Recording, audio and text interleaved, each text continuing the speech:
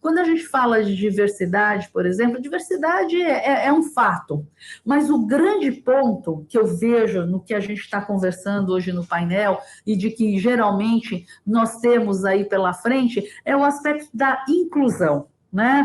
Porque a gente escutou, e eu vou repetir para vocês aquela situação de que diversidade é quando você convida várias pessoas para uma festa, e inclusão é quando você tira as pessoas para dançar.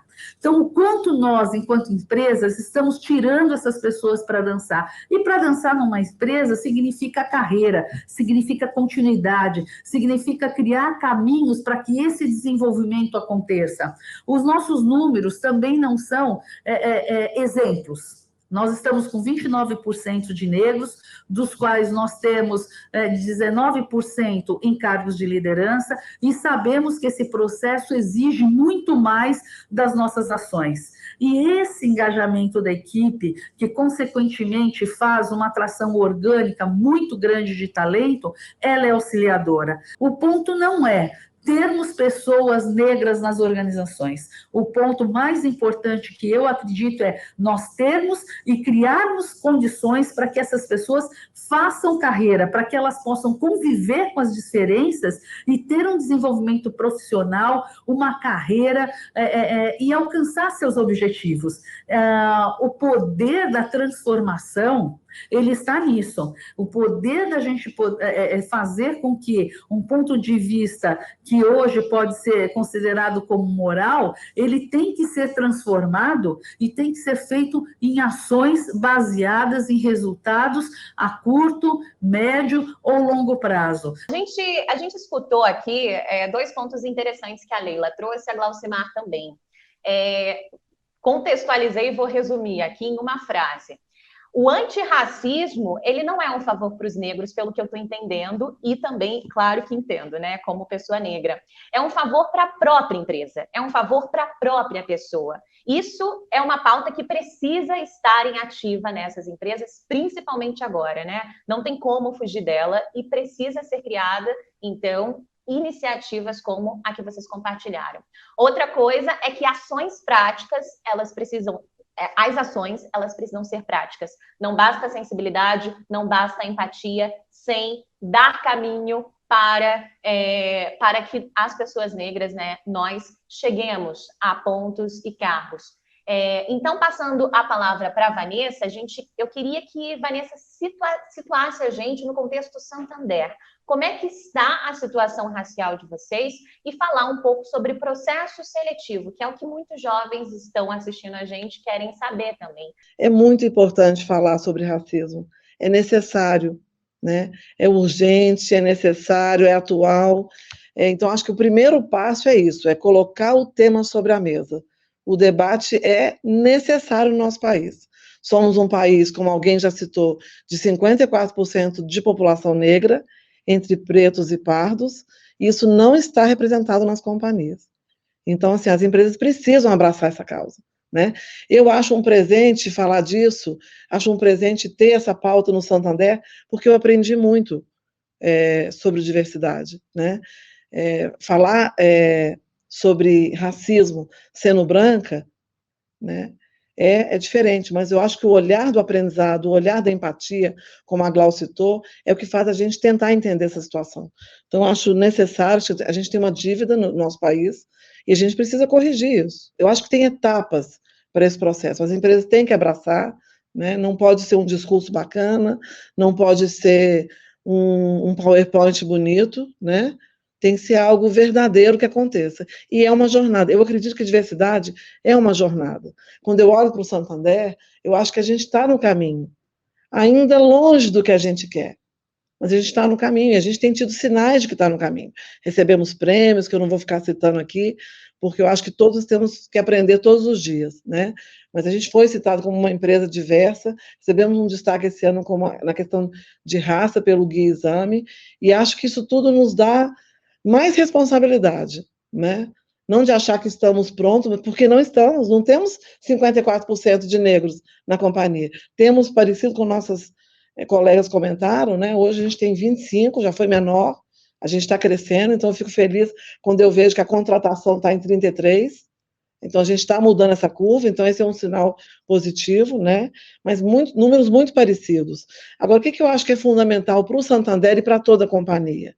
Entender o tema, estudar, né? Encontrar parceiros e vozes que nos ajudam a entender o que é racismo no Brasil. Eu tenho um CEO, né, que é o Sérgio Rial, que abraça o tema, e um comitê executivo que abraça o tema, então acho que isso é fundamental. Se eu fosse citar em etapas, eu acho que a alta liderança abraçar o tema é fundamental, né?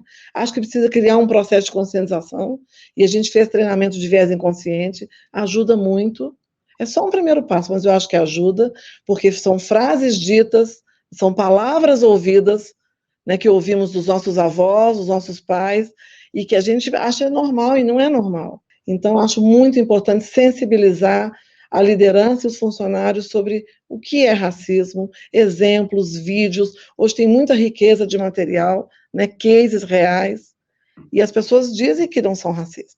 O Brasil é um país que até outro dia a gente ouvia essa frase, né? O Brasil não é racismo, ou o racismo era encapsulado no tema de econômico, né? Uma questão econômica. Não é uma questão econômica.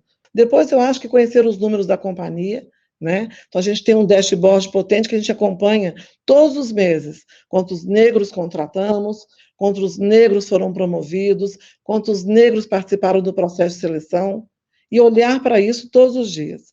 Metas claras, que a gente pode ter uma boa intenção, eu não tenho dúvida que muitas empresas têm uma boa intenção, mas ela tem que ser traduzida em metas claras. A gente tem meta no Santander, e essa meta está traduzida para o líder. Depois, eu acho que parcerias, a Glau citou uma, que é Zumbi dos Palmares, não sei se Leila citou alguma também, eu estava com mais dificuldade de ouvir a Leila, mas eu tenho certeza que o Itaú também tem, certeza que o Gilson também tem, parceiros, universidades. Nós, Mariana, estamos numa indústria regulada, né, que exige certificação. Então, aí é um tema que a gente precisa tratar.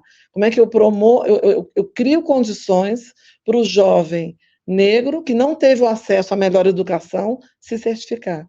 Então, essas parcerias são muito importantes. A gente sabe que tem gap educacional, né? Então, acho que numa indústria regulada como a nossa, buscar parcerias que ajudem a certificar jovens também é uma outra ação que eu acho bastante potente. E queria fazer um último comentário sobre referência, sobre representatividade. Gostei muito quando você já abriu o debate de forma muito elegante, mas dando uma cutucadinha na gente, né? Porque a gente olha para o painel, cadê a liderança negra? E é muito importante para um jovem que ele olhe e veja que há negros em papéis relevantes na sociedade. Isso cria referência, isso cria repertório, isso cria possibilidade. E eu tenho certeza que cada vez que um negro vê um líder negro, vê uma pessoa, vê a Mariana aqui, né, uma jornalista de sucesso, isso cria repertório, referência e possibilidade. Isso é muito necessário também. Sem dúvida, Vanessa, representatividade é tudo mesmo. Estamos aqui discutindo isso. Estamos nesse evento tentando ainda mais espaços para deixar essa ação cada vez maior, né? Enfim, mais representativa. E esse quadro todo, né, econômico que a gente está vendo e social. E o racismo estrutural é exatamente isso, né? A cutucada, ela não só representa, a cutucada está representada aqui no nosso painel. É isso, estamos falando com líderes de grandes empresas e o painel é majoritariamente branco. Fico muito feliz de estar aqui. Privilégio meu também está aqui, mas eu quero que no próximo, pelo menos tenha 2, tenham 3, tenham 4, se não todos. Agora eu passo, então, a fala para o Gilson, pedindo também, Gilson, por favor, para você contextualizar a situação do B3, né? Quantos funcionários vocês têm, quantos funcionários negros e quantos estão em cargos de liderança e se vocês estão trabalhando com metas e práticas efetivas antirracistas, por favor. Obrigado, Mariana. Acho que é sempre bom para a gente aprender cada vez mais sobre o assunto, né? Então, além de uma oportunidade da gente dividir as nossas práticas, eu fico bem feliz que a gente está no caminho, né? As ações que a B3 tem feito estão alinhadas aí com tudo que Vanessa, Glaucimar e Leila falaram. Até ao longo da fala fui anotando, né? Leila falou do programa de trainee, programa de estágio, Glaucimar mencionou uma coisa que eu até anotei, que acho que é muito bacana, que é o tema da inclusão, né? Chamar para dançar. Essa eu gostei bastante, acho que esse é uma boa reflexão, e acho que não poderia concordar mais com a Vanessa no tema sobre a jornada, sobre o caminho, sobre algo que a gente não tem nem opção, né? A gente também tem 13% dos funcionários e da liderança, um pouquinho menos na liderança de negros. Subimos bastante, por exemplo, através das ações que a gente fez nos programas de estágio. A gente veio em 2 anos de 8% para acima de 25% dos estagiários negros na companhia, e eu acho que a gente tem trabalhado bastante em todos os núcleos de diversidade. Acho que a gente tem o núcleo de diversidade étnico-racial, além de gênero, LGBTQI+, PCDs e gerações. Acho que todos são importantes para a gente cuidar do assunto de diversidade e inclusão, que é justamente uma forma da gente estar alinhado à nossa cultura, à cultura da companhia, de ser aberta, de estar próxima dos clientes, de ser uma companhia muito sólida, né? Alguns exemplos, eu acho que só para voltar, a B3 tem, vamos dizer assim, ela é uma companhia mais do que centenária, mas ela efetivamente foi fundada ou montada, né? Surgiu em 2017, depois da fusão de 2 grandes companhias, e acho que nesse momento é que a gente despertou de forma mais ativa para o tema de que precisávamos cuidar da questão de diversidade, e que a gente definiu que essas ações deveriam ser gerenciadas por iniciativas específicas e ações decididas para atingir um resultado na companhia e na sociedade, né? Não apenas para seguir uma tendência, mas que a gente tivesse essas métricas muito bem definidas, como eu falei, alinhadas na cultura e com uma visão de dentro para fora, né? Então, a gente também estabeleceu diversas parcerias, abrimos muito o diálogo, né, para conversar sobre o assunto, e acho que o que mais nos norteou na companhia e que atualmente a gente persegue são 3 grandes metas, né? Que são as metas de criar um ambiente livre de assédio, né? Onde todos podem ser quem são, e fala com o tema de diversidade de todos os núcleos, garantir representatividade dos grupos minorizados. Então, essas são as ações, por exemplo, que a gente fez na contratação, currículo cego, programa de estágio, flexibilização de alguns quesitos como línguas, né? E manter sempre a abertura para diálogo e inclusão. Além de treinamento para todos os gestores, acho que foi a Vanessa que falou sobre vieses inconscientes, que acho que é super importante, engajar todos os sponsors desses grupos, os gestores receberem indicadores também são coisas importantes, né? A gente permear pela companhia esses indicadores de percentual de negros, de mulheres, de pessoas acima de 60 anos, acho que são incentivos, né, vamos chamar assim, não escritos muitas vezes, que você dá para as pessoas perceberem o quão importante é você ter essa diversidade dentro das suas equipes, né? Acho que é um caminho, como as meninas falaram antes que eu, é um caminho sem volta, um caminho importante que está entrando nas agendas, e eu tenho certeza, Mariana, que seu desejo será atendido nos anos vindouros, de ter mais representantes negros nestes painéis. Estamos debatendo essa pauta e, tardiamente, todos têm menos de 30% de negros no seu quadro. E esse, não criticando, mas esse movimento é lento, e a gente está tardiamente conversando sobre isso, né? Debatendo aqui agora com a Leila. Leila, me conta um pouco sobre essa equidade salarial, se vocês pensam nisso também, e quais estão sendo as estratégias para burlar esse sistema. Mariana, a questão do gap salarial, ela enfim, internacionalmente já tem sido discutida, e aqui no Brasil, acho que, como todas as coisas, está um pouco mais atrasado para as empresas brasileiras, mas é algo que a gente tem se debruçado, e eu acho que a Vanessa falou uma coisa muito importante. É muito importante conhecer os números da companhia para a gente conseguir trabalhar e colocar objetivos concretos com ele. por muito tempo, esse dado, né, há anos atrás, era um dado não conhecido, ninguém falava desse assunto. Então, as empresas, elas têm que ter ações intencionais, então eu falo muito isso, né, tem que ter a intenção de fazer e tomar medidas para que esse resultado mude. Quando a gente estuda essas questões raciais, em parceria com o grupo de afinidade do banco, especialistas do mercado, as causas de baixa representatividade, as causas do gap salarial, elas são inúmeras, né? E elas remontam, não tem como não dizer, o período escravocrata que o Brasil teve, que durou muito mais tempo que em outros países, que foi um dos últimos a acabar, né? Então, a gente não pode esquecer disso, torna o desafio das empresas ainda mais complexo, né? Isso quer dizer que o banco, nós entendemos que o Itaú Unibanco, como uma das maiores marcas empregadoras, tem obrigação, sim, e tem essa intenção de fazer parte da solução, passando por esses projetos todos que nós todos estamos mencionando aqui, e estamos conhecendo cada vez, aprofundando cada vez os nossos números, para que esse gap salarial, ele se reduza a zero, ele não exista mais, né? As empresas, na minha opinião, precisam identificar, né, onde estão errando e onde elas podem melhorar, aumentar a presença e o encarreiramento desses colaboradores negros. O encarreiramento necessariamente vai trazer uma maior possibilidade de diminuição desse gap salarial.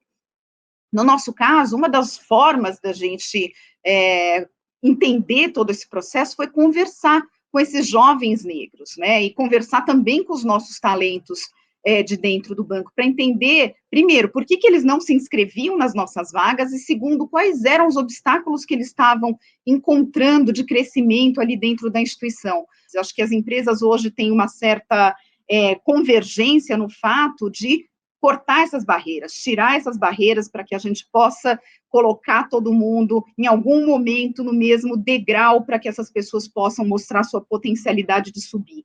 A gente tem feito anualmente uma semana de diversidade racial, tem uma semana de gênero, uma semana LGBT também, mas nós fizemos por 2 anos uma semana de diversidade racial que teve um impacto enorme, trazendo especialistas, gente que realmente entende do assunto para falar com os nossos colaboradores e com os nossos gestores, abrir um pouco, né, essa temática que muitas vezes as pessoas não falam por terem medo de se posicionar, ou terem medo de errar em alguma palavra, e a gente precisa ensinar as pessoas, né, quais são os termos que são possíveis de serem usados. A gente vê muito esse conflito dentro das instituições. Então, o gap salarial é um ponto que a gente está buscando reduzir a zero, como eu disse, e para que ele aconteça, a gente tem que passar por todo esse processo, todo esse caminho de desenvolvimento e processo de entendimento dos nossos líderes e dos nossos aliados brancos da necessidade de se fazer isso. Obrigada a todos. Queria também deixar as minhas considerações.